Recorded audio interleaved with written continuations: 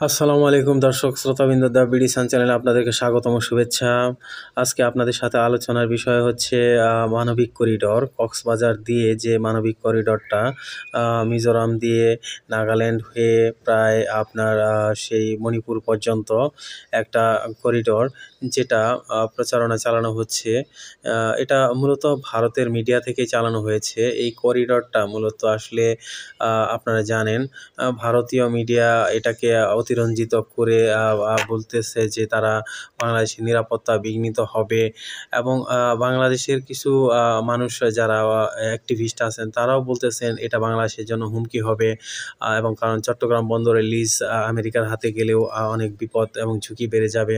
তো এসব কথা আসলে ২০ কোটি মানুষের দেশে আসলে কতটা ঝুঁকিপূর্ণ হতে পারে আমার ঠিক বোধগম্য নয়। কারণ এই ২০ কোটি মানুষের যে শক্তি এবং তারা যদি জেগে ওঠে, আসলে কোনো দেশই আসলে বাংলাদেশকে আসলে দখল করা বা এই ধরনের গর্হিত বা নিন্দনীয় কাজে যাওয়ার চেষ্টা করবে না। ইভেন আমেরিকাও, আপনারা জানেন, আমেরিকা পৃথিবীর বিভিন্ন দেশেই তারা কিন্তু বন্দর লিজ নিয়ে কাজ করে এবং সেগুলোকে ডেভেলপ করে এবং উন্নত মানের বন্দরে তারা উন্নীত করে।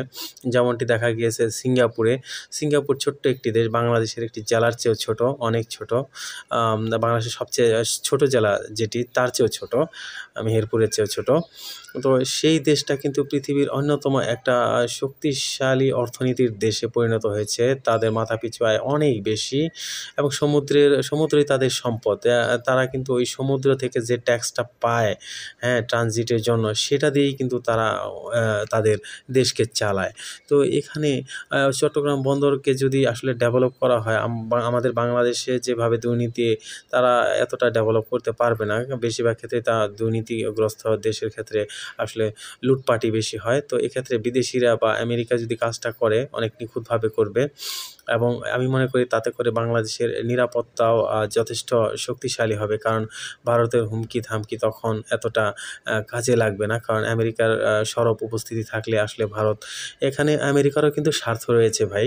কারণ হচ্ছে আমেরিকা, এখানে জানি আমেরিকা, ইউরোপ, তারা কিন্তু চাচ্ছে, তারা এমন একটা সরকার চাচ্ছিল যেটা ভারতের পক্ষে থাকবে না। কারণ শেখ হাসিনা থাকলে এটা আমেরিকা কখনো হয়তো করতে পারতো না। এখন দেখা যাচ্ছে যে আপনার বাংলাদেশের চট্টগ্রামের পাশে ভারতের যে প্রদেশগুলো রয়েছে, যেমন আপনার মিজোরাম এবং নাগাল্যান্ড এবং মণিপুর, এরা কিন্তু প্রায় ভাই আপনার মিজোরাম এবং নাগাল্যান্ডে কিন্তু 90%ই খ্রিস্টান হয়ে গেছে। তারা কিন্তু আসলে ভারতের সাথে থাকতে চাচ্ছে না। এমনিতেই চেহারাতেও মিল নেই, তারা একটু মঙ্গোলিয়ান টাইপের, আমাদের ইন্ডিয়ানদের মতো দেখতে না, বাংলাদেশিদের মতো দেখতে না।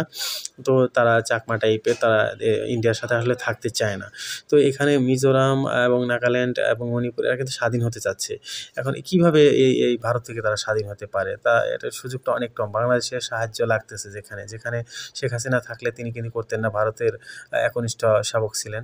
তো এখন ডক্টর ইউনূসকে পেয়ে কিন্তু আমেরিকার একটু আশা জেগেছে যে না, যুদ্ধ ভাব যদিও হতে পারে, কিন্তু ইউনূস সরকারের কাছে তারা একটা সাপোর্ট পাবে এবং যদি যুদ্ধও হয়, এই মিজোরাম, নাগাল্যান্ড এবং মণিপুর স্বাধীন করতে গিয়ে একটা বড় দেশ বা 2-3টা দেশ হলে কিন্তু সেক্ষেত্রে বাংলাদেশের প্রতিবেশীর পরিমাণ বেড়ে যাবে। তখন ইন্ডিয়ার উপরে নির্ভরতা কিন্তু আমাদের অত থাকবে না।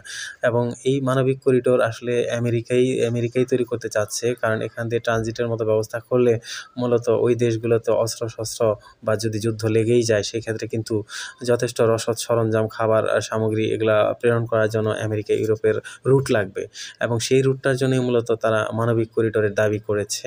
এটা কিন্তু আসলে একটু গোপন বিষয়ই। আপনার এটা মানবিক করিডোর বলে আসে, এর ভিতর দিয়ে আসে সামরিক সরঞ্জাম, খাদ্যদ্রব্য, এইসব মণিপুর, নাগাল্যান্ড, আপনার অরুণাচল পর্যন্ত চলে যাবে, যেখানে খ্রিস্টান জনগোষ্ঠী স্বাধীনতার জন্য তারা ব্যাকুল হয়ে আছে। তো এই ধরনের আমি মনে করি যে মানবিক করিডোর, এটা মানবিক করিডোরই, কিন্তু পরবর্তীতে সামরিক কাজে ইউজ হবে, এটা সত্যি কথাই। কিন্তু বাংলাদেশের নিরাপত্তা কিন্তু যথেষ্ট উন্নত হবে যদি এই মানবিক করিডোরটা করা হয়, আপনার বাস্তবায়ন করা হয়, এবং ভারত কিন্তু অতটা বেশি আর নাক গলানোর সুযোগ পাবে না। সবাইকে ধন্যবাদ।